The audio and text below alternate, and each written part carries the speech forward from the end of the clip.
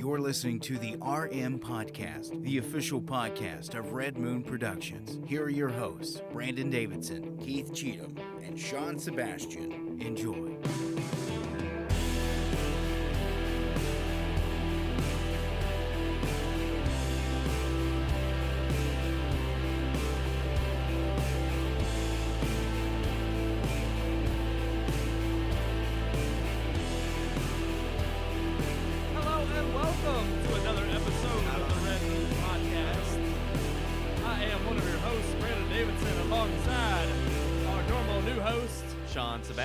Sebastian, what about you over there?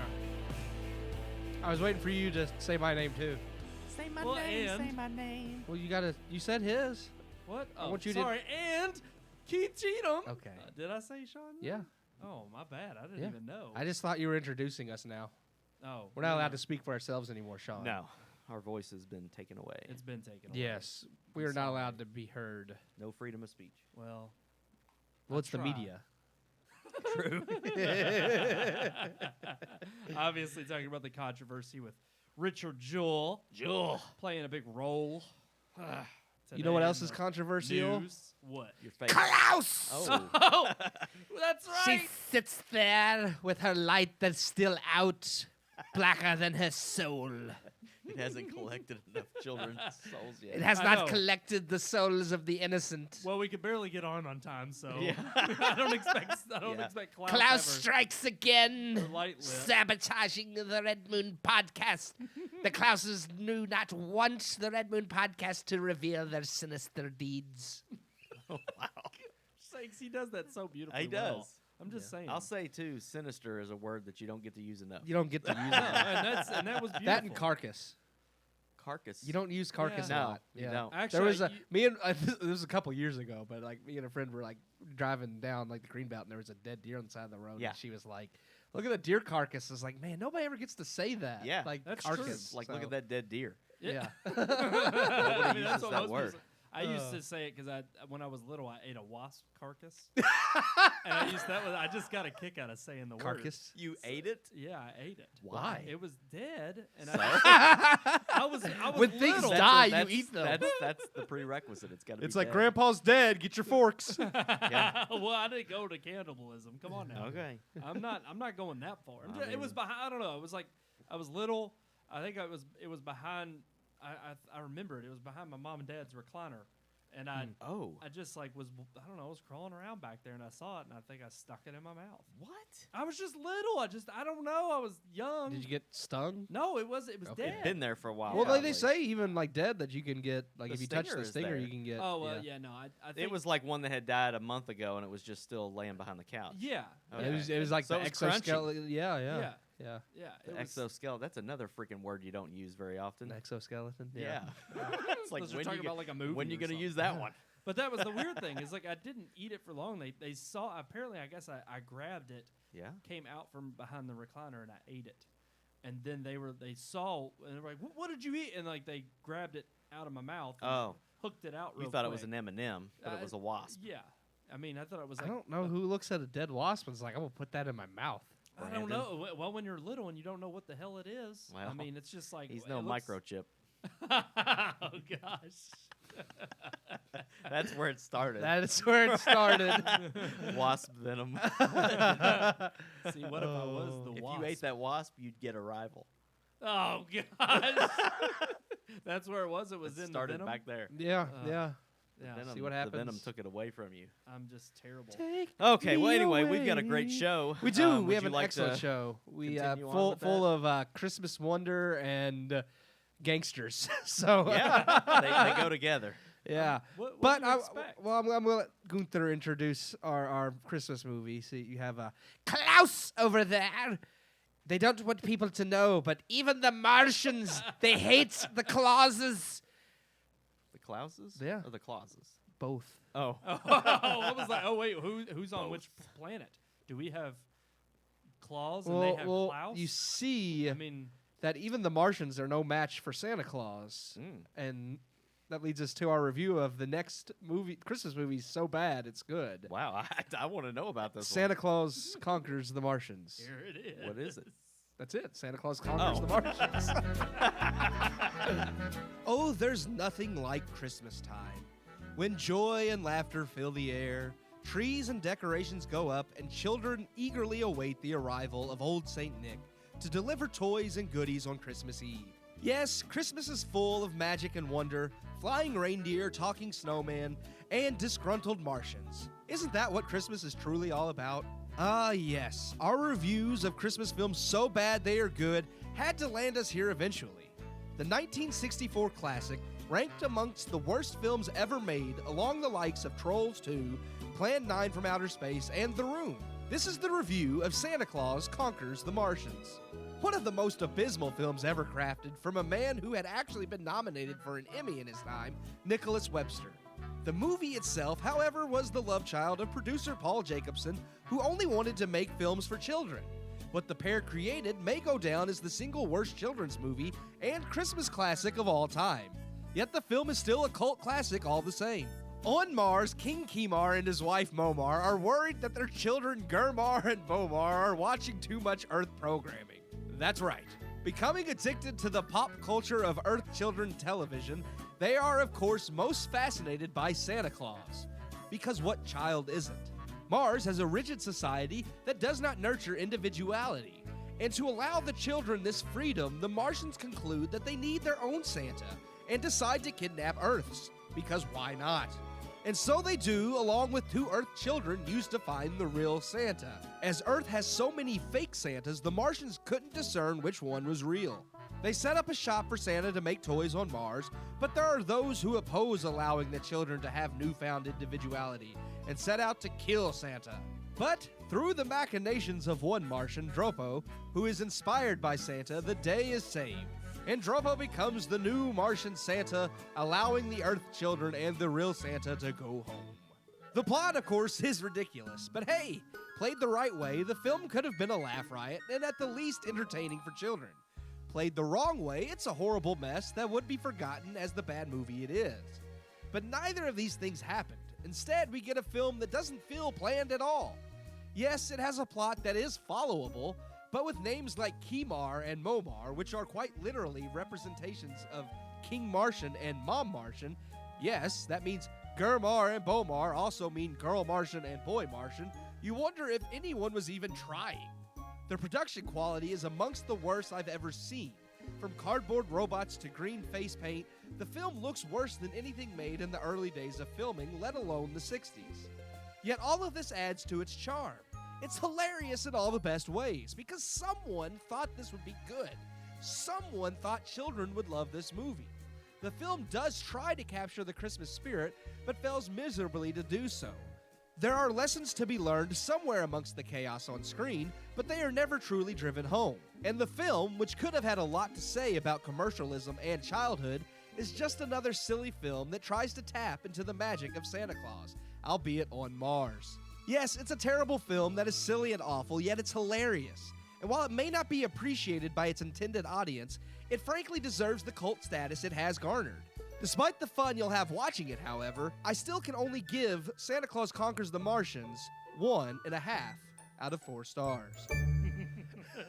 God. And there you have it. 1.5. Gurmar. Well, at least the Martians know there's difference between boys and girls. Not for long. I could not get through reading or recording that review without laughing. In fact, you can hear a little bit of laughter in the finished product. That was the best I could stifle it when reading the name Kimar and He's got the word Momar. stifle. I like Stifle, that that's word another too. one. It's another one. He's got him tonight. No, when I was recording it and I first came to Kimar and Momar, I could not keep it straight. I laughed for a good 5 minutes before I could get a straight enough face to record it. Yeah, Santa Claus Conquers the Martians is definitely up there with the likes of, like I said, Trolls 2, The Room. It's one of the... I'm sorry, but Yes, I it think is. Trolls 2 has to be better than this movie. It's classic. It's Trolls up 2, there with how horrible, bad it is. how Yeah. horrible Good. they are. Exactly. That's what I'm saying. That's And okay. man, I tell you what, you watch this movie, and even the poster, which is advertises in space blazing color, and you watch this movie, and the color is awful, the production value is awful. Say, it's an easy movie you can see on It's 1964, YouTube, so it's bad. you can I mean, you've seen movies from the 60s, hell, even movies from the 50s that look like they have a production budget that's like millions of dollars worth more than this piece of crap. Like, I don't know if you said it in the review, but I'm just reading this on Wiki. This movie took 2 weeks to film. yes. It took 2 weeks. They filmed it in 2 weeks. 2 weeks. They probably wrote it in an hour. It's man, I mean the robot in it is literally like a bunch of cardboard boxes, like a man in cardboard boxes spray painted silver. The polar bear in it is a man in a polar bear costume that looks just awful. It doesn't look anything like a polar bear. I mean, it is an amazing movie though. Like, you watch it, and it's just like when you watch like Trolls Tour the Room, and you're sitting here thinking somebody really thought they were making something special. Oh yeah, Yeah. No And doubt. it is just the biggest dumpster fire of a Christmas movie. And yet somehow it's magical all because of that. Like, Yeah. literally, you can't watch it. I mean, when the opening shot are of the kids watching TV, and it's the opening shot, actually it goes through like this whole Christmas song. Like, the opening credits is this Santa Claus Christmas song, which is actually kind of no. it's annoying but Trust catchy. me. It's, Okay, it's, well, it's while I was editing this, I tried to find some music. excuse me. oh yeah. That's about what and the you movie heard represents. the opening credits song, right? Oh no, Yeah. well that was the thing. I was trying to find just music without any kind of singing. Yeah. For the Oh, no, bed, there is none. music bed. There is no, none. there is none. then I heard this. Yeah. And it Can was, you play? Are you I'll able to try play to. it? I'll try to okay. pull it up. I will Go keep ahead. talking. But yeah, it opens with that song, which is decent, I guess, but it is very like one of those things that are just annoyingly like childish and sweet, where it's kind of like it grates your nerves a little. But at the same time, you're like, okay, it seems like a stereotypical Christmas film type opening, so you're getting into it like, all right, we're in for something here. And then it opens up on a television with like toy ads and Christmas, and then it pans out from the TV, and it's two kids sitting there watching this, but they're green with like these helmets on their head and antennas, and they're sitting there real stiff, just staring and not blinking at the TV, and you're like, okay, what's going on here? Not knowing that these are Martians because they just look like people painted green. And then when they're like, what's a doll? It's like, I don't know, Gurmar. What's love and compassion or whatever? And they're like, I don't know. And you're like, what is this? And then the whole thing of them coming up with like the king wants to kidnap Santa basically for his children, and they have to kidnap Earth children to find the real Santa because Of there's too many course. mall Santas. I mean, you don't know. I mean, who's the real Santa? Right. No, They're, honestly, they're I will say everywhere. when you mentioned that, I thought that was a good plot point. It is a good plot I thought point. that I was mean, pretty how do creative. you know who the real Santa is? Yeah, So exactly. you got to kidnap kids so you can come rescue them. Yeah. And they build him a workshop, and they get into all kinds of hijinks, and they try to kidnap the real Santa, the villain does, but he kidnaps the fake Santa, which is Dropo, and then the real Santa has Whoa. to save the day, and then they find out, oh, Dropo has the spirit of Santa, so he's going to be the Martian Santa, so Santa can go home, and that's a very, very simplified version of this movie, but it's hard to it's hard to get into just the Sounds like it. craziness. I mean, I don't know. I think honestly, it was like you said in the review. If you gave it the right kind of I mean, attention, they it find a could be polar bear at one point hilariously and a bad. robot, and you don't really understand why. Yeah. I mean, it could be hilariously bad, It is hilariously bad. but at the same time, it could also be well done. It could be well done. That's the thing. Like in I a said, decent way. the thing The is, plot's not awful. it's like it kind of reminds me of that children's movie about like the aliens that kidnap Mars Needs Moms. That's what it is. Yes, yeah. About like, you know, they need so it's like Mars needs Santa basically, and it's like, okay, it could be a cute children's film, but one, it's live action instead of animated, and the live action effects are terrible, so you can't really buy into the aliens kidnapping Santa. And then two, the plot is so ridiculous, and so like I said, it's like when you have names like Kimar and Momar and Kermar and Bomar, and they're just terrible. Like, it's like at one point they go see this sage whose name is literally like Hebrew for sage. Yeah, Yes. it says that in Wiki. Yes. Yiddish and Hebrew. It's for sage. And they pronounce it like they mispronounce it. I forget what it is, but they don't pronounce it the way it's supposed to be pronounced, just so it's different enough from that. But still, it's the same thing. It's like, we need to come up with names. Oh, we'll just make random. I mean, Tropo. Dropo. Yeah, well, I don't Who know knows? what's wrong with that. Who knows? I'm trying to play it. I'm trying to get You're the trying to song. find the song? I think I found I the could song. probably play it on my phone. I think this is it. Yep. This is it.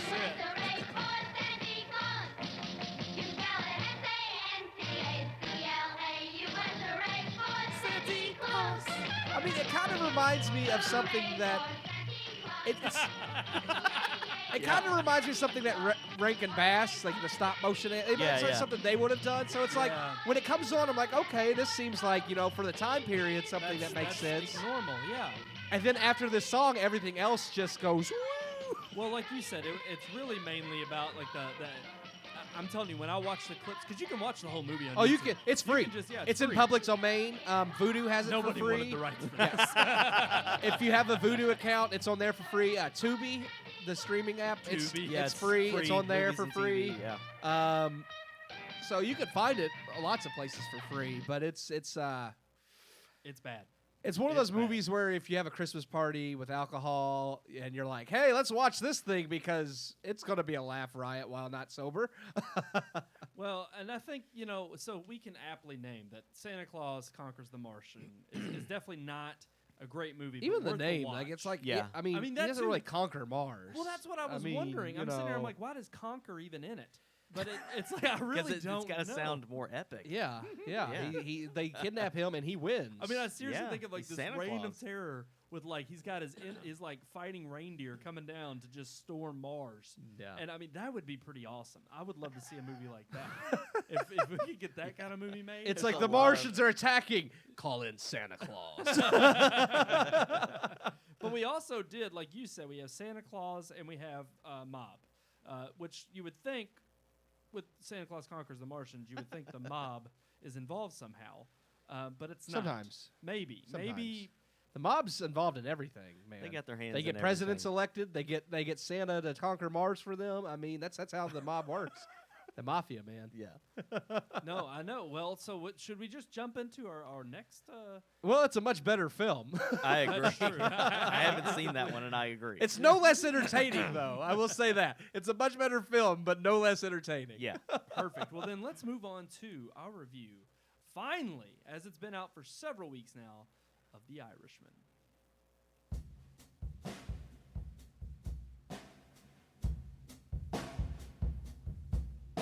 Martin Scorsese has spent most of his career making mafia and crime films.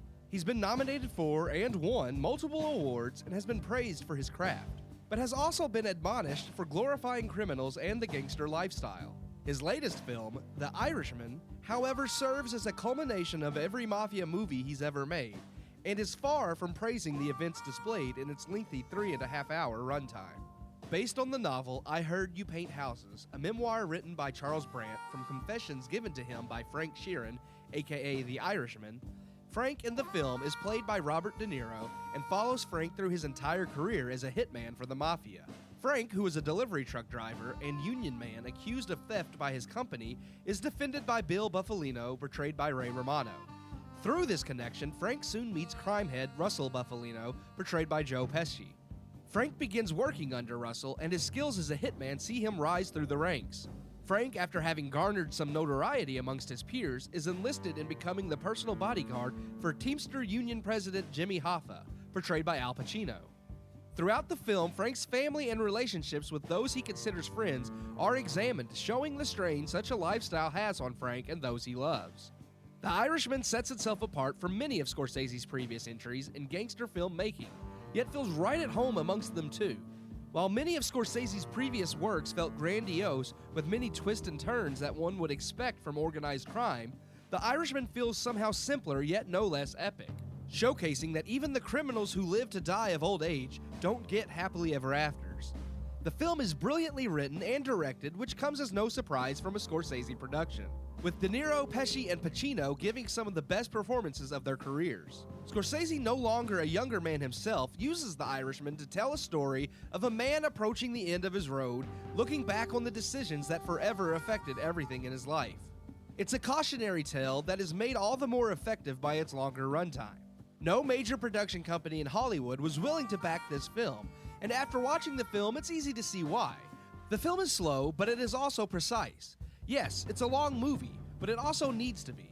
There is little fat here, and while certain things may have been cut to quicken the film's pacing, they also would have lessened the film's impact.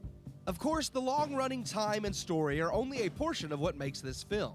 Through use of CGI, Scorsese showcases the film's biggest characters as played by Pesci, De Niro, and Pacino, throughout their lives, de-aging them for scenes of them set in the past. While this technology has been used quite effectively before in Hollywood, most notably by Marvel Studios, I could argue Scorsese uses it for greater effect than any filmmaker has as of yet. Seeing De Niro's character age throughout the film drives home the lesson and helps you connect with a man who is now reflecting on his past sins, something we all face as we age. Using the big three of Scorsese's gangster films, De Niro, Pesci, and Pacino, on top of everything else that helped to craft this movie, truly adds a sense of a closing chapter on much of Scorsese's works. The Irishman has a solid message to tell and works as a response to many of Scorsese's naysayers. Already it is being considered Scorsese's magnum opus, and while I'm not yet willing to give it that title, I will say it does add a nice cap onto Scorsese's gangster films, and is amongst his best works. I give The Irishman 3.5 out of 4 stars. Ooh, and I completely agree. 3.5 out of 4 stars. Actually, 3.5. What I was honestly. I was thinking well, about three and 3.75, but Well, Can't do that. no, it for was Jacob. You know what? I'm just not going to mention him anymore. Yeah, that's right, Jacob. No, I am actually on the same boat. I was towards 3.5. Yes, I was. I wasn't really on the 3.5, 4-star border. And part of that was because, again, I agree with your review. It's not that the length was anything, it wasn't a problem, but again, and again, there was no fat, but it wasn't, I don't know, there wasn't enough so enthralling to keep me so interested. It was a good movie. Don't get me wrong. It was a good movie. It's hard to pinpoint anything that could be taken out. Like I said in my review, if you took something out, it would have been less impactful, but at the same time, the pacing wasn't quite as like I told Sean, Once Upon a Time in Hollywood's a long movie, but the pacing's so good you never get a lull. This movie, I mean, you're interested and invested the entire movie. You are, but there's still a few moments here or there where I kind of felt my mind wandering. I was like, oh, hold on, I need to pay attention here. Yes, and they're few and far between. Like, I won't say like it kept my attention for the most part, definitely. Yeah, absolutely. Sean, what about you? I gave it 3 stars. Okay. I didn't really have any major gripes with the movie. I didn't feel like it was. I wasn't on that 3.5 to 4. I was kind of at the 3 or 3.5. Yeah, that's so. But I went down to 3, and I'll tell you why. You probably will disagree with me because you've already been vocal about it. But I felt like the movie would have been better as a series. And I'll tell you why, though. It doesn't really have anything to do with the length of the film. It has to do with the dense nature of like the first hour of the film. Like I felt like all of the historical stuff that was going on, the Bay of Pigs, the Cuban Missile Crisis, JFK, like all this stuff going on. Yeah, that's so interesting to me that I would have rather seen a couple of hour-long episodes that really delve a little bit deeper into that side of it. Yeah, just about the historical part. Yeah, their involvement. Yeah, because I felt like it packed so much information just into the first hour that could have been, spaced apart a little bit better for a series. But maybe the only other thing that it really surprised me, because going into it, I didn't even know what the movie was about. I didn't read anything about the movie other than Scorsese's name attached to it. Yeah, I had no idea it was about Jimmy Hoffa. I had no idea. I didn't either. So you don't even see Al Pacino until after about 45 minutes to an hour into the film. Yeah, exactly. And that surprised me. I was just like, I thought he was in this movie, and then an hour later, there he is. And it's like he is in a majority of the movie. It's just like the last majority. 2/3 of the movie. It's kind of like you see like Joe Pesci's character, Russell, for like the first half of the movie. Yes. Yeah. And he's still in the entire movie, but he's a bigger part in the first half. And then the second half is like Al Pacino's Jimmy Hoffa. Yeah. And even though they're both significant and major players in the movie, it kind of like shifts focus a little bit from like, here's Frank's beginnings with Russell Buffalino, which is Joe Pesci, and then here's where he kind of ends up with Jimmy Hoffa, and they all like kind of connect and like the fact that they're all involved with the mafia and how like things that well, it's interesting too because I mean this movie's obviously gotten a lot of buzz. It was controversial at first because everybody was kind of like a 3.5 hour mob epic. Nobody picked it up, but now everybody is watching it. Everybody is humongous like critical reviews. In terms of like all of them are on par with saying it's one of the best films of the year. Obviously, Golden Globes coming out and nominating it for at least 6 awards. It's definitely to me because of the performances and because of the story and the nature of it. I guess the reason why I wouldn't necessarily agree with maybe turning it into a series was I did read Martin Scorsese. He commented on that. Somebody, I know what he said. And the thing was he was talking about it just being solely about the Jimmy Hoffa I don't know what you want to call it. It was just like conspiracy of what happened with him when he went missing. Yeah, because but also the still, fact that no one knows for sure what happened to him. No, they don't. But it was like based on the book. I Heard You Paint Houses. The whole idea was really kind of just this culmination of this one guy from his perspective throughout the whole thing. For all this stuff, like, because I did look at the hit, because I mean that's one thing that like even I told Sean, like you have this fascination with like serial killers, but for me like American organized crime is something I've always been very fascinated with. So I already knew some stuff about Jimmy Hoffa and some of the things that are going on, and like looking into some of the facts and stuff, like everything like Frank that's in this movie is exactly what Frank Sheeran, the guy whose memoir it's about, has like confessed to. So basically he has said that he did kill Hoffa and he did do all these things, but there's other people who are saying, well, he says that, but we think he's lying and he's just trying to bolster his So it's kind of like we don't know. It's like he says this is how it happened, which is so funny because that's what you'd expect from the mob. Come on, you'd expect them to all be like, no, he doesn't got it right. I'm the one that did it. But at the same time, I still think that there's this, for the most part, what didn't edge it out for me of being a 4-star movie was not necessarily the length as much as it was just, and this sounds bad, but more of a straightforward story, you know? And it wasn't that I was disappointed. Obviously, 3.5 is still a very great score. It's just it wasn't enough of an impact by the end of it to really make me think that it just stood out. I felt like other movies I could have got the same. I could have got the same message from. I like the fact that they ended it with the whole he's kind of reflecting on how all of these events affected his life and his relationship with like his daughter and his family.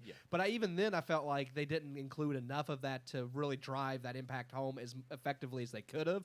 Like I got it, but I was like it wasn't as emotional a payoff as what I like to see from movies like that.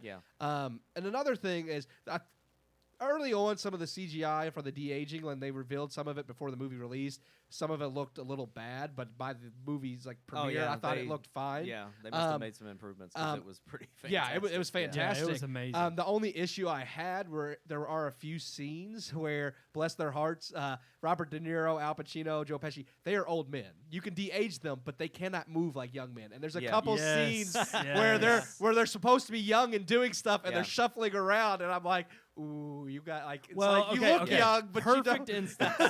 And I agree completely. Perfect instance. He grabs his daughter after the store owner slaps her on the wrist. Yes, and that's he goes the scene down I'm thinking there. of. And as soon as he gets it, and I'm thinking, oh, this is gonna be good. He's gonna pull him out. And I thought it was gonna show like the way the scene sets up. Well, it when shows you see a Taxi wide Driver, shot. like or Raging Bull with Robert De Niro, yes. you know what he's capable of and what he's capable of pulling off on screen. But it's so cool because you see the storefront. And it's like it's got this wide shot, and you're thinking like, oh, he's going to go into the store, and he's going to beat him behind the counter, and you're not going to see a whole lot. You're just going to hear the commotion, which would give a great effect. No, he pulls him. He ends up kicking him out of the store, breaking the storefront glass, which is great. But then he gets him on the curb, and he starts like kicking him, and he's stomping him, and he's like, and he's supposed to be like, at this point, he's supposed to be like in his 30s. So it's like this 30-year-old man can't even beat up this. And it looks bad. When it looked bad. Al Pacino's character, Jimmy Hoffa, when he dies, that was another scene where like he doesn't fall, like he kind of like kneels down, and I'm like, ooh, that was a little bad, like because he's older and he can't really drop to the floor, like and he gets like shot, and he's just kind of like. See, I didn't even really. I mean, I noticed the one you're talking about, Brandon, at the storefront and the curb and everything. But I didn't even notice the fall. Like that didn't even. Oh yeah, he kind of like kneels down instead of falling. I didn't catch that. I felt like the movie but it's still a good movie. The pacing and stuff was good for kind of a slow movie. Like I mean, it's a lot of talking. Like, I mean, there's not a lot of action. Yeah. Like I was expecting with the cast. I mean, it's everybody from Goodfellas except for Ray Liotta. Yeah. And I'm just like, I was expecting it to be kind of like Goodfellas, where there's a little bit more action and a little bit more just. I mean, I hate to say it, but a little more violence. Yes. And you know, it's Martin Scorsese. Scorsese. Yeah. But there's so much like quiet intimidation from Joe Pesci and from some of the conversations that they have, that it did give me those kind of white knuckle moments. Yeah. But it was just through dialogue and not through action. Or violence or full-on so action. That may have slowed the movie down for me, but it didn't make it feel that much more intense. No, it didn't make it still feel was like intense. a 3.5 hour movie. good. It Well, felt more like a 2:45 or something like that. I would agree, because it's like even The Departed doesn't have a lot of violence, Yeah. but everything builds to just that culmination. I mean, you see the intertwining and interweaving of the you stories. know at some point it's going to blow. Like, Right. you know it's going to go off like a ticking bomb. Right. And this movie, I don't feel like it ever really had the explosion, but it had a lot of firecrackers. It had a lot of like smaller, pops to it. But it's interesting you bring that up, because that was the same problem I had with Once Upon a Time in Hollywood. Yeah. Is because I thought, when you think about Inglourious Basterds, Yeah. it's in the same vein. There's not It's a lot of different- action until the end. Yeah, until it's the a very different kind of end. movie for Tarantino. Right. But that was one of the reasons I enjoyed it. Yes. Because I like seeing a Right. writer and a director go a different Change it. direction than what they've always Well, done Tarantino's before. dialogue's so good that it'll carry the film anyway. Yes. Dialogue makes the movie. One thing I did enjoy about this was the nature of the fact that, because you do follow them through their lives, and like they end up by the end of the movie they're old men, and I did love some of those instances where like he's talking about like, oh, you don't even, people know Jimmy Hoffa disappeared, but that's all they know about him nowadays, like young people, and kind of the way he talks about like the past being a ghost, and then it like kind of like that ghost, of course, in his end like is haunting him now because of the things that he kind of did, but at the same time it's not, because like he told the priest he doesn't really feel remorse. It's just what he had to do. Yeah. So I was like, it is interesting to see that aspect of a gangster film, because you know, with Goodfellas, Taxi Driver, like all the other Scorsese films, you just see like where they are in that moment and what they're doing as gangsters. With this, it's kind of like I said, it makes a nice cap on all of his gangster films, because it's kind of like Scorsese saying, I'm older now too, and I kind of want to finish my gangster film sagas off with something that says, hey, yes, there's violence, and people have said, you know, oh, you're just glorifying the mafia, but it's like, not really. I'm not at all. I'm He just never saying, has. It's I like, mean, well, even in The Goodfellas,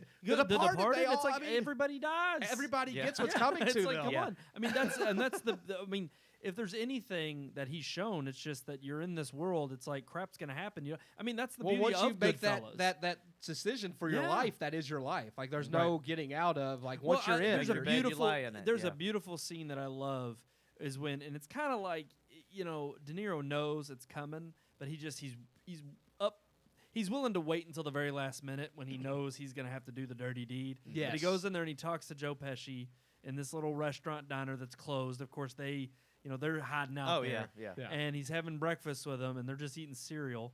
And Joe Pesci just goes, you knew we had to bring you. Like, he's just like, you knew it had to be you. Yeah. And I just like the way he tells him, he doesn't tell him like, I'm going to break some news to you. He's just like, the others and I have talked. You got to be the guy. Yeah. You knew it was coming. Come on. And but I love it because it's like the loyalty is always there until it's against you. Yeah. And that's the Well, point and the message of Goodfellas, The Departed. It's like all of these different movies that he's done as crime dramas. It's like they pretend like they have honor, but there's really no honor. It's just whatever serves honor them among best. thieves. Yeah. And it's, for one, I want to say that I didn't realize how much I miss Joe Pesci until he's back. Like, seeing him coming out, seeing him come out of retirement to be in this, and like he was so good in this movie. I was like, man, I really miss seeing Joe Pesci. Yeah. But the whole movie, like even like the conspiracies with like the whole fact they were like, oh, we helped Kennedy win the election, and it's like, which is another thing that's like, could it be true? It's possible. I mean, you'll never know. Heck, with voter fraud today, back then it would have been easier to get away with. Oh, hell yeah. So way easier. So all of the stuff behind the scenes that it's like well, we can't say this is true because we don't know for sure, but it is a possibility. Yeah. And that's the stuff I find fascinating. And this movie was so full of those details. Oh, yeah, I mean, the mob had their hands in almost everything in Yeah. America. Yeah. I mean, they really have. And this movie like dives into the depth of their. I mean, it really shows that there's not a lot that they haven't touched. Right. And that was one of the things. Like I said, that's one of the things that interested me so much towards the beginning of the film that I was kind of like, man, I really want to see how it plays out. I want to see more of this. Yeah. And see. So I can understand that. Yes, the movie fits well in a 3.5 hour film, but you would have liked to have seen. But I really would have liked to have seen it as a 10-part series. I mean, it is a long like movie, but I mean, it like I said, it's hard to pick anything that could have been taken out. I almost would like to see the series, but maybe not from. Well, actually, told in this perspective, but from like maybe another director or something. Yeah. Like for me, this was great in terms of putting like it being about Jimmy Hoffa and his disappearance. Yes. But at the same time, I think. You keep talking about the cap that it puts on, in terms of his mafia films. Mm-hmm. It kind of puts a cap on, just I think these stories in general, or what happens to the mafia in general, because it's like you grow old, you die, but it's like also it shows how far or how much power they've lost over the years. Yeah. How it's like they've all kind of died.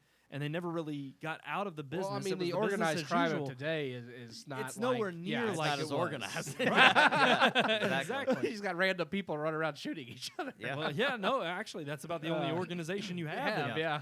But that's the thing is, it's a great movie for him to end kind of his. And we don't know. Maybe he'll make another one. But it's like if this is his final mobster flick, it's like a great story to tell because it also shows you kind of how. Over the course of time, because his story ends pretty much in the 80s when he's a bumbling old man. Yeah. And it's like, this is what it comes down to, is it's like, even though he survived, organized crime became, that was his life. It basically cost him his family. And now he has nothing left, and that whole world is dead. Yeah. He I thought one of the best to. scenes that showed that world was dying was the scene of them all as old men in prison, when it's like him and Joe Pesci, and they're all just sitting there like, this is it. This is what we have left. When he's feeding the bread, yes, to, breaking the bread, and I'm like, that's that's all that's left. But it was really well done. Yeah, I mean, it was a fantastic movie.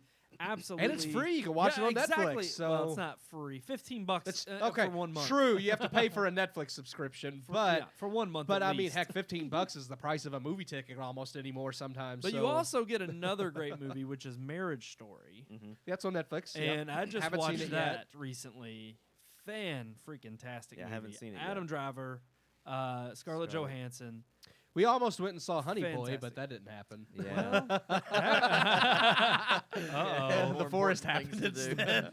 So y'all were playing a game instead of going to see. Okay. Yeah, we literally decided an hour before we were supposed to leave for the movie. Let's just stay home and play this video I'm trying game. to think of if there's been anything like other than this that I've watched recently that I can comment on, but mostly I've been watching Star Wars again. So. Yeah. Well, we're all ready getting for next week. prepared. Exactly. I was going to say next week's going to be a special short episode because we got a midnight release coming. We're going. Yep. So, hey, it's happening. It's happening. But that's, the thing is, though, is we have, with those two movies being on Netflix, Irishman definitely being one worth checking Netflix out. has a few things that have kept me, that I'm like, okay, I might have to get back into Netflix some because they got some good stuff coming. They're kind of doing the same thing that theaters are doing, where they're releasing them closer to when they'll get the buzz for award season.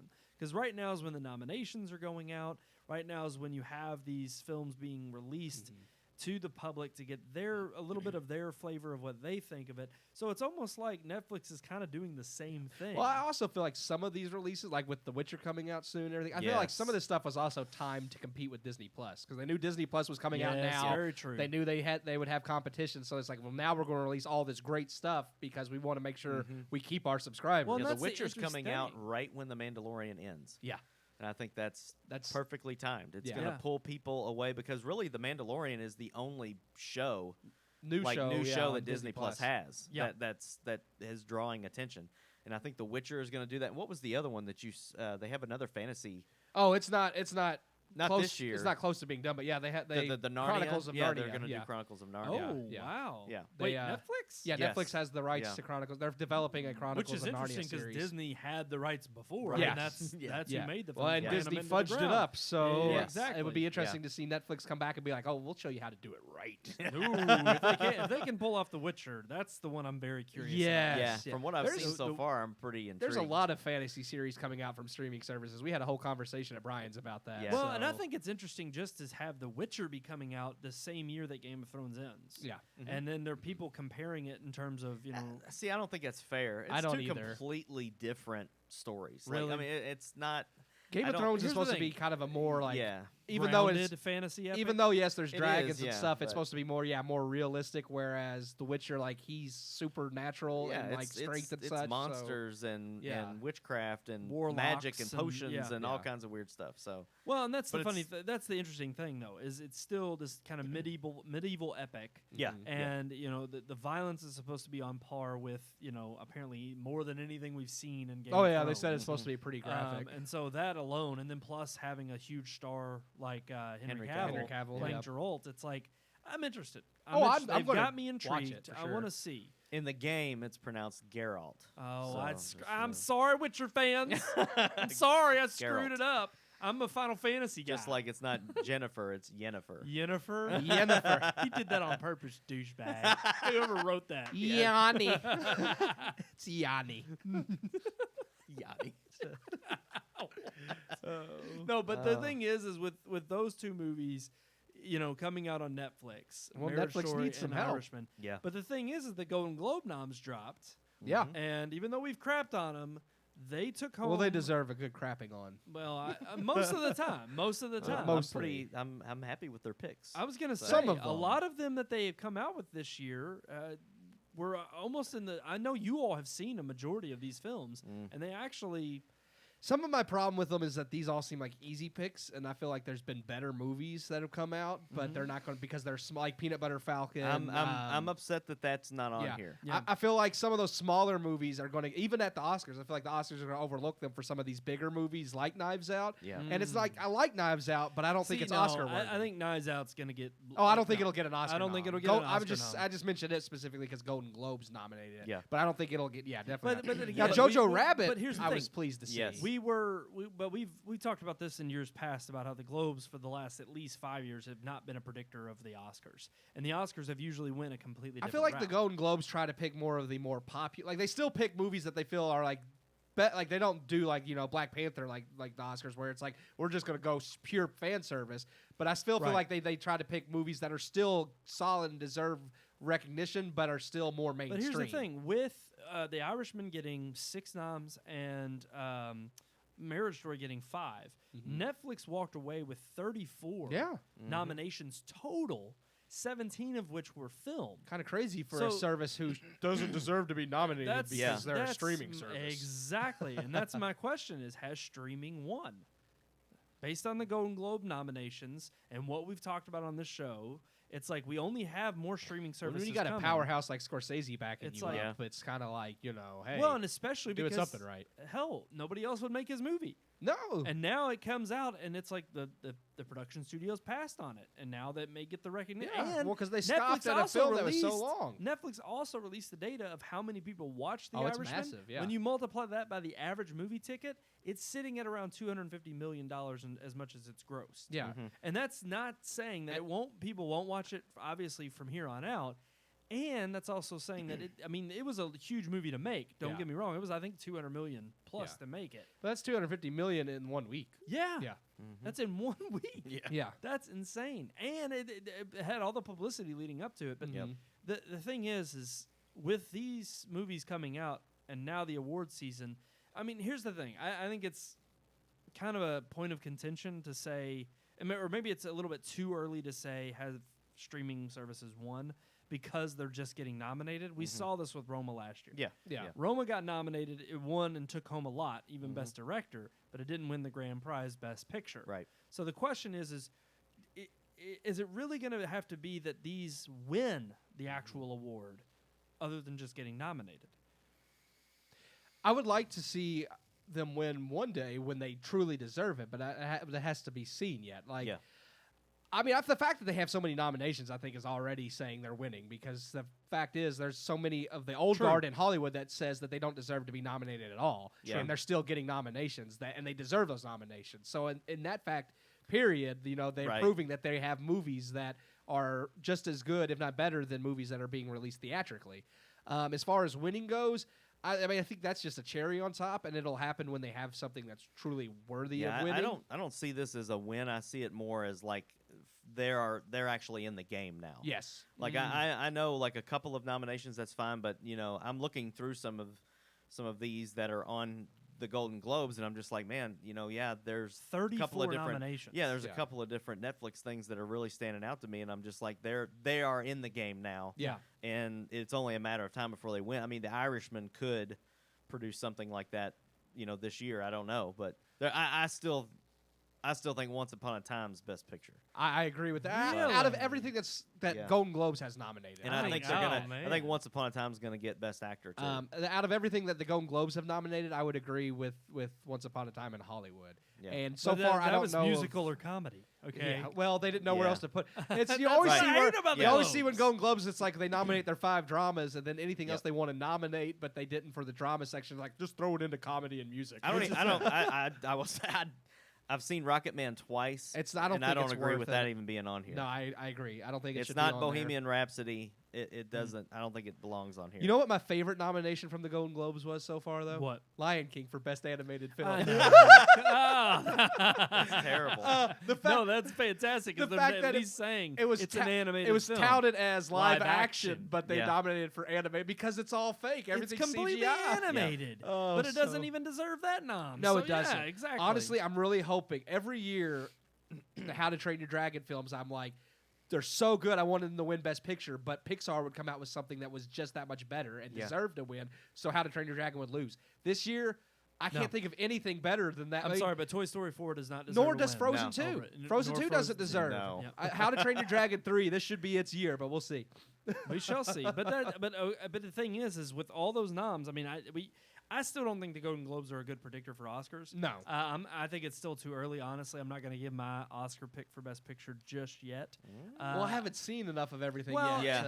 and it's fair to say that it's like, I could throw it out there based on because nobody knows the noms; they're not based out. on what you've seen, what would you say? I kind of want to know. That's I a do. tricky one. Based on everything I've seen so far this year, I have to go with Once Upon a Time in Hollywood. Yeah. See, I don't know if I could do that. I don't think it was good enough film. It's not my favorite Tarantino. But I think it's film. better than everything else I've seen so far. I So- don't. Well, I haven't seen Marriage Story, and I haven't seen Marriage I Story want to see yet. that, and then they've I got do 1917 on here. I haven't seen that. I either. think That- Marriage is that- Story. that's not even it's out not yet, I out don't yet. think. Yeah. Oh, It's okay. It's still yet to come out or wide release, but.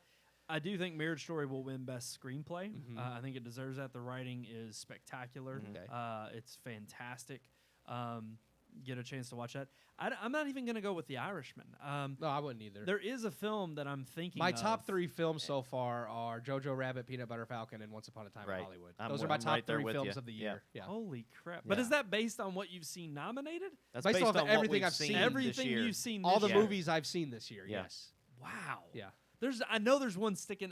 I don't know it yet. I've got to think about all the movies that I've seen that we've done like reviews of, because there is one. Maybe Joker, but I don't even put it up with the 3 I just named. Yeah. Even See, though I gave it 4 stars, but I mean, I But don't it's put it up with interesting those because 3. I would definitely pick Joker above Once Upon a Time. really? Really? Oh yeah. Oh, wow. No doubt. I mean, I that's- love Joker. I thought it was a great I- movie, but I like Once Upon a Time in Hollywood more. Yeah. No, I Yeah. definitely the ending for Once Upon a Time was not exactly the way I wanted it to go for a Tarantino Well, too flick. bad. They Yeah, don't make you don't movies always to go. get what you Yeah. want. Then that's fine. That's why I'm not picking it. I think Once Upon a Time might be my second favorite Tarantino movie. Yeah. Pulp Damn. Fiction's Yeah. number 1. No, my gosh, no. Inglourious Basterds Maybe is third, still because up Inglourious there. Bastards is Kill Bill's is- still up there yeah. because that's completely different than I anything like we've Kill Bill, done. but I would say Once Upon a Time beats those for me. Yeah. Okay, that's Yeah. fine. I mean, look, y'all are fair to pick. I would just say I'm not saying your opinion's But, wrong. It's just your but opinion. based on everything you've seen this year, what's the best movie that, you've and that's seen the thing. so far? I can't. Yesterday. Yesterday That was was a a really great good movie, one. It but I was. was not. No, it's not. Here's the thing. I really have to look back at the catalog because I don't remember everything that I've seen. But I would not pick Once Upon a Time. I would pick Joker over that, but I would not Okay. pick Joker as my favorite film. Okay. And once we get y'all, we'll It will talk be a little bit interesting more once we about get this. to Oscar And- season. well, yeah. and I just truthfully got to look up to try to remember everything that I've seen. There this has year. been so many. There's There been has been a so lot. many well, good I mean, ones. well, this heck, we year. do a review every week, so and it's hard to pick, but it's also that's hard to 300. remember. That's at least 365 movies. But the fact is we would say that even before the Golden Globes absolutely win, or before streaming services walk away with a win at the Golden Globes or even the Oscars, the big picture prize. It's the fact that they've come to the table and they have so much already nominated is a win in and of itself. Yeah, and it already shows, I think, tremendously the way the industry is moving forward. To compete in this industry, you're almost going to have to be it's not going to be a problem to be a part of one of these streaming services. In fact, it's going to be such a key play to be a part of it that it's better off if you make a deal with one of the streaming services in the future. Yeah. Because I think at the end of the day, those are going to be... Oh, they win an Oscar, then it's like cemented that. Like, I mean, streaming services are always going to have a place at the Oscars. Like, there can be no... They just need one big one. Like, they need one Best Picture. And if they get that, I think it's... Yeah, because, I mean, people can say Spielberg can say all he wants. Oh, no, that's not the way cinema's supposed to be, so they shouldn't be nominated. He'll be signing with Netflix if he's already got it. Yeah, he's already got Apple TV Plus. I mean, that's not a movie. It's not a movie. Of course not. That's what he says, but it's still it's a series. Yeah. Oh gosh. Movies are only for theaters. I'm still waiting to see what he produces, but I'm sure so far nothing that's been on Apple TV Plus has impressed me. But I know we'll see. We'll see. But they got plenty of noms too. Oh, they got great they've got talent. more coming. Apple finds a way usually. So all right, and well, they used to. I guess we're ready to move on to our multimedia segment. I agree. Oh, let's do it.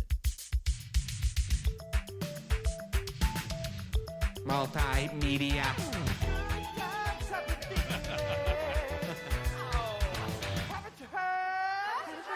Multimedia. Multimedia. It gets me every time. Every time he says, love it. Multimedia. Multimedia. There's the original voice. Yes. You know what we're talking about today? I think we should give Gunther his own segment. Actually, I want to know what Gunther's favorite... Well, I know what his favorite movie was. Jojo Rabbit. Oh, Lord. Ooh, we're popping. Yeah, we are. Crackling. I think that's just in the headphones. That's just the in the headphones. headphones. Okay. Yeah, that's not... That's not on air. Don't Sorry, worry. folks. We hope. If we're cracking, let us know. Well, we're always cracking. Oh! Cracking jokes. Oh, mom. Dad puns. All right, our multimedia segment this week is... Well, Sean brought it over. What did you decide on? I brought 5 minutes ago. I want to bring this up because sometimes we just fly by the seat of our pants. We don't even know what it is. Well, when you start late, you just have to. So. Yeah. But no, Sean brought over his VR last week. His VR.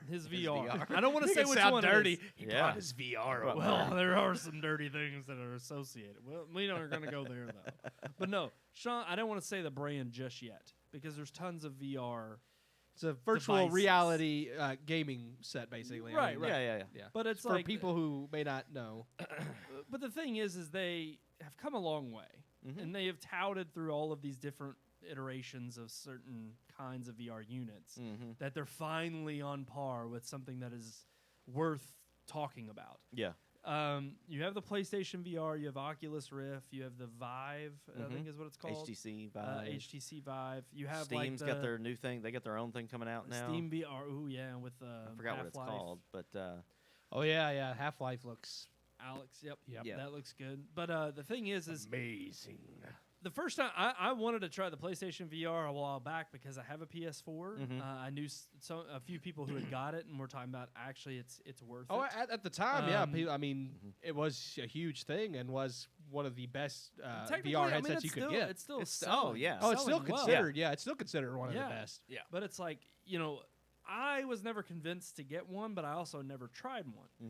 Sean, you got the Oculus Quest. Yes. Which is a completely wireless, totally wireless VR headset. Yeah. Which, after using it, is the only way I would want one. That's the crazy thing. Is well, explain it to us a little bit, Sean. Well, it was an early Christmas gift for me and my oldest son. Did you help conquer the Martians, so they gave it to you early? No. No. My mom was like actually trying to think of something, and she wanted to get me and Sawyer something that we can do together. And usually my mom is kind of like if she's going she goes bigger, not at all. So I couldn't really think of anything, and she was kind of hinting around, would you think one of these would work? And I was like, yeah, that'd actually be pretty cool. So she ended up giving it to me early because Oculus has been running. Well, Facebook is the one who makes Oculus, and they've been really driving the marketing and stuff for this thing up for Christmas. So they were giving away the Star Wars game. It's like a series for free if you bought it between certain dates. Yeah. So you had to activate it. You had to activate it within 30 days of buying it. So I knew that she had it, and I had to call, and I was like, hey, when did you buy this? Because I need to activate it in the next 30 days to get this $40 set of games for free. Yeah. And that's going to probably end up being before Christmas. So she let me come over and, hook it up and activate it. And she was just like, just go ahead and take it home. You just ain't getting nothing for Christmas now. So, but basically, like, I had been looking at the PSVR, and I had been looking at, I've got a pretty substantial gaming laptop. I've got a Dell XPS laptop, tons of RAM, dedicated graphics, like all that stuff. So I was thinking I could potentially in the future get the VR set that hooks up to the computer. But then you've got cords you got to have running to your headset. You've got sensors that you got to place in the four corners of the room. A lot of extra crap you have to buy. Yeah, I was gonna say. And you're still attached. And I think that's the thing. You're still tethered. PSVR, you have a ton of cables. Now they've condensed it down. Yeah. But the controllers suck. Everybody that's played it says you still have to hold the PlayStation controller in your hand to do any kind of actual games. Like some of the fun little ping pong games and stuff, you can use the motion controllers. Yeah. But because it uses the camera to see the light of the controllers, if the controller goes behind your back, it loses your hand. Like it can't find you. Yeah. So I didn't really want to look at that. So I kind of, let's do Oculus. Let's try that. That's the most popular one right now. And this thing is better than I ever imagined it would be. No, I agree. It's crystal clear. The sound is amazing, even with the built-in speakers that it has. Yeah. You have free roam. You can draw your play area out as big as you have room to make it. If you were playing in a gymnasium, you could literally draw the entire gym floor out as your play space, and you can walk all around through that. Yeah, that's like awesome. the minimum of 6.5 feet by 6.5 feet, but you can go up to 100 feet, I guess, if you wanted to. So that means less moving with the joysticks or the thumbsticks and more just walking around. Actually physically and walking. Yes, I mean, and that's the thing. I will say, for the first time trying VR, it's eerie how real it feels when you first put on the goggles. Yeah. And it opens up this world of like, and that's the thing, it's supposed to be immersive. Yeah. But it's weird how like you feel like you're walking, and it's not until like this little kind of wire mesh comes up that you feel like till you exit you're like, your space, oh crap, I'm like, actually, I've got a boundary I'm not here. Yeah. Yeah. I'm not actually here. Yes. And it was so weird because even like the little demo that they showed, where you like picking stuff up. I mean, that's the other thing. It's hard because you can tell they really fine-tuned the controls of. Like it's very intuitive how you pick things up, how you use the motion controls. It tries to make it as if you really are. They try to erase that barrier. Yes. As if you do have the goggles and after on. you play for 30 minutes or so, you literally can forget that you're playing a game. Yeah. Like, I mean, I watched my son play it, and there's a game on there that he likes the one that the kind of the introduction thing where you pick up the boxes and shoot the rockets and hit a ping pong. Like, he loves that stuff, but there's one simple game they have on there for free where you're in a forest with this little dinosaur-looking creature. Yeah. And you can pet it, you can give it a bath, you can feed it, you can play games with it and all this kind of stuff. And I watch him play it for about 15 or 20 minutes, and he's talking to it, and he's rubbing its head, and he's going, come here. You know, he has literally forgotten for a moment that he is in the living room. Yeah. And he feels like he's there. Not real, yeah. And I'm just like, well, that's a 6-year-old. But then, you know, I do the same thing. I played through the second episode of this Star Wars Vader Immortal thing. And by the time it was over and the credits popped up, I was just kind of like, oh, like, I just stood here in my living room for an hour playing this. Yeah, I'm not really a Jedi because I literally like take on the stance of Obi-Wan Kenobi when I have the lightsaber in my hand. You know, he takes off his helmet. He's like, "Give me the Mountain Dew." Yes, because in the second episode you get to use the Force finally. Yeah. So you literally reach out and grab something and squeeze and pull it towards you, like draw it close to you, and you can throw it across the room. You can squeeze and crush it, like choke creatures and grab a droid and squeeze it and break its like spinal cord. Like you can throw them into each other. So like it makes fantastic. the violence in video games that much more real. Exactly. It is. So maybe it's we'll just have amazing. less mass shootings. Yeah. You could just do it in VR. But beyond the games, no, it's going to inspire more. You know, video games are evil. On here, we talk about movies. And the first night that I had this thing home, I had Once Upon a Time in Hollywood. I had it downloaded, and I mean, it immediately connects to my wireless media server, and I'm watching Once Upon a Time in Hollywood on a 200-inch screen in the middle of a movie theater with leather chairs that recline. And I mean, it is the light from the picture from the movie. That light illuminates the seats around you. So when it gets dark, the seats become dark, like you're in a real theater. When it gets brighter, the seats light up. It shows a reflection on the shiny leather seats. Right. Like it is like sitting there, and I was sitting on my couch, and the only bad thing about it was it's not in surround sound. It's just stereo. Yeah.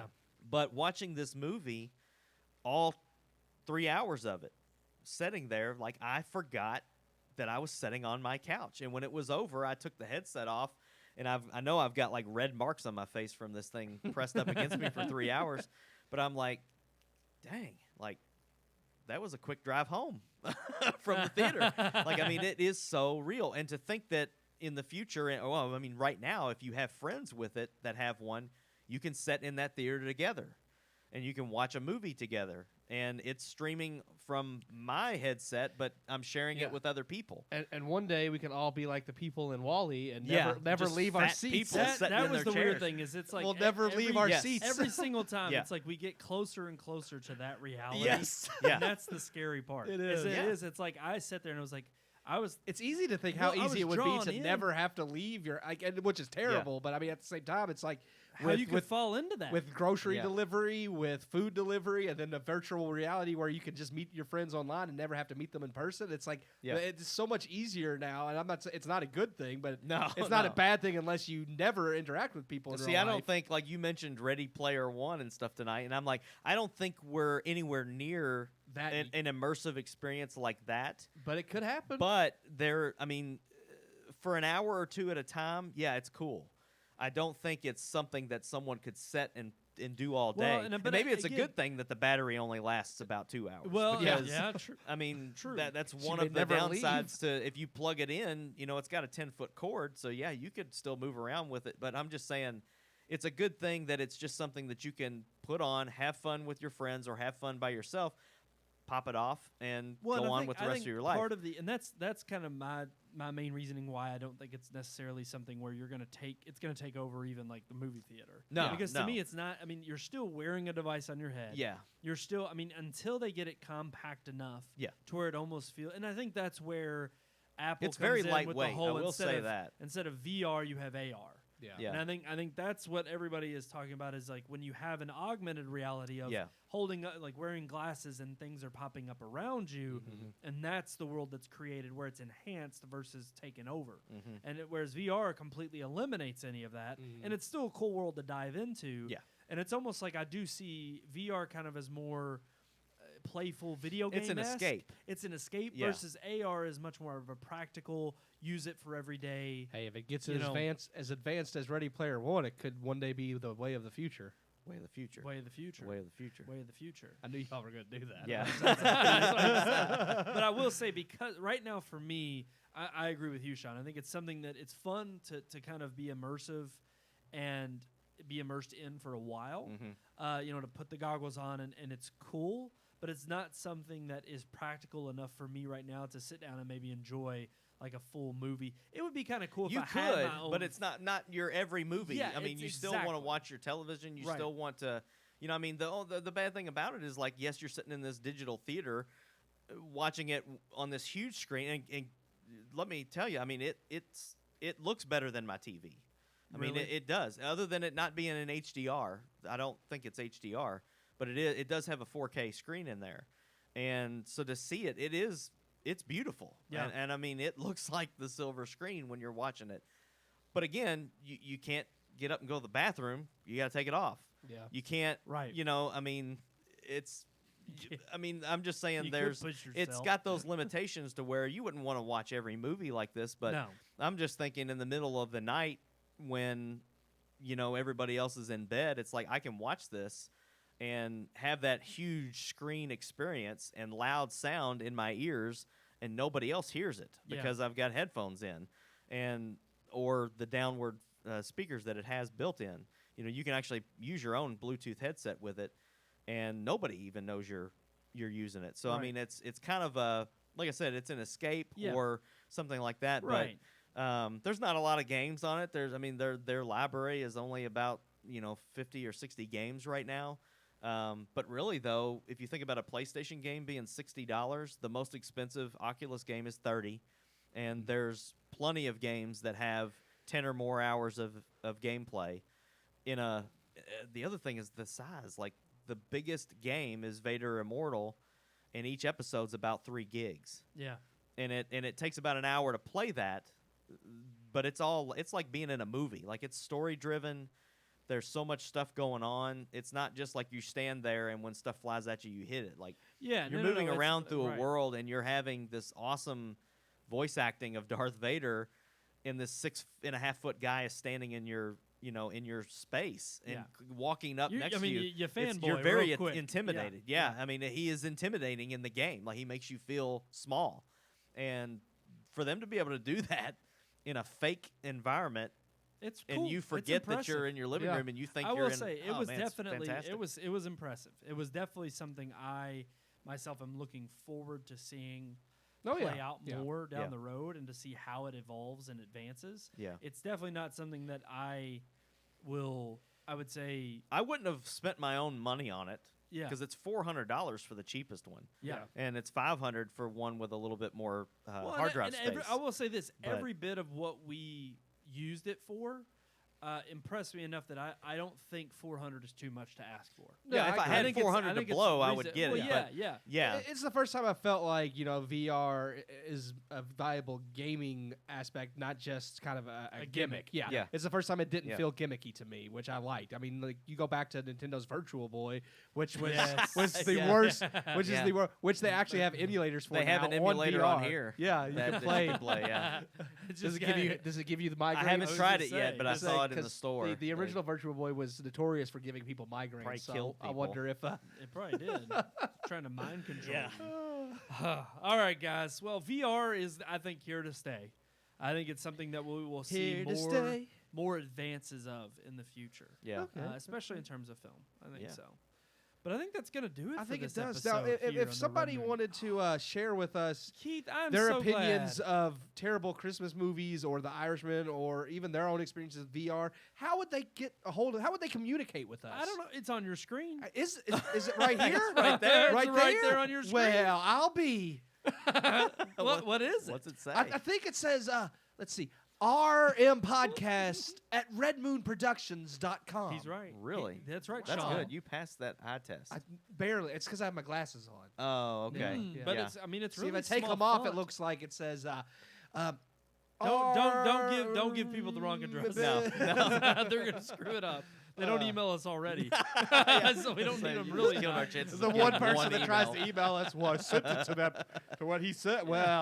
Well, you got it wrong. Yeah. Or you could message us on Facebook or YouTube. We are everywhere. We're on all. We need to get on VR. Is what we need. You need to be able to watch Red Moon in VR. You could be sitting. Actually, you can in the studio with us. You can on Facebook Watch. Like there's an app on there for Facebook Watch. So I should try that out later. So wait. I could get like one of them 360 cameras. Yes. And set it like it in. would be like someone's in the studio with us. Oh my gosh! They could sit there and watch. They could turn around. They could see Klaus. They could in virtual reality, the Klauses can torment their viewers. Their VR viewers. Yes. With their reign of evil and terror. All right, guys. That is going to do it for us on this episode of the Red Moon Podcast. As always, I am one of your hosts, Brandon Davidson, alongside our normal new host, Sean Sebastian, and Keith Cheatham. So until next time, we'll see you at the movies. Star Wars. That's it.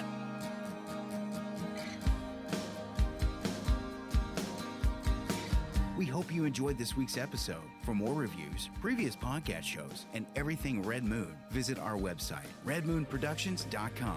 You can also like us on Facebook or follow us on Twitter by searching for Red Moon Productions, LLC. We'll see you at the movies.